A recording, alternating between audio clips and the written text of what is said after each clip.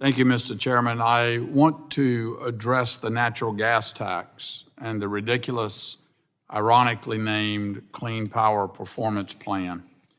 These mandates have nothing to do with reducing emissions and clean power. These ridiculous mandates are further proof that my Democrat colleagues are focused on one thing and one thing only, and that's ending the production and use of coal, oil, and natural gas, and the jobs and affordable energy that come with them.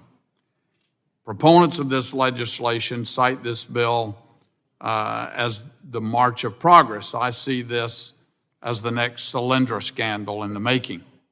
Setting aside for a moment the serious ethical and moral concerns about relying on foreign countries for the metals and materials for a so-called clean economy, I hope we can all agree that it's morally reprehensible for children in the Congo to be mining cobalt so elites in San Francisco can drive electric cars. The ethical concerns extend even closer to home. My amendment is simple. It would prevent grant funding in Subtitle D from going to companies or entities that members of Congress, executive branch employees, or their family members are employed by or have financial stakes in. I want to take you all back for a moment to this spring where we hosted Secretary Granholm to testify. During my questioning, she admitted that yes, the Biden administration did in fact want to ban hydraulic fracturing on public lands, contradicting the White House position at the time.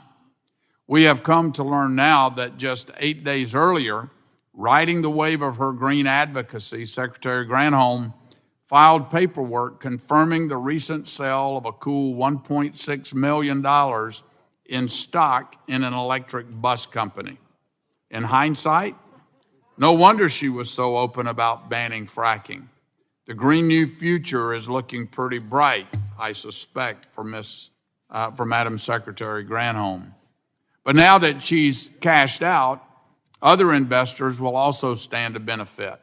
In an August Washington Free Beacon article, it was reported that this same company in brazen fashion actually bragged to its investors about how much it stands to gain from all the green infrastructure spending it expects to see jammed through Congress this fall.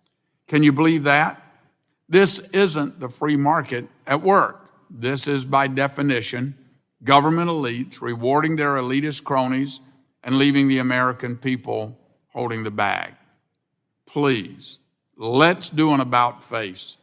It's time we put the taxpayers' and ratepayers' interests above the interest of green profiteers. I urge my colleagues to support my common sense amendment, and Mr. Chairman, I yield back.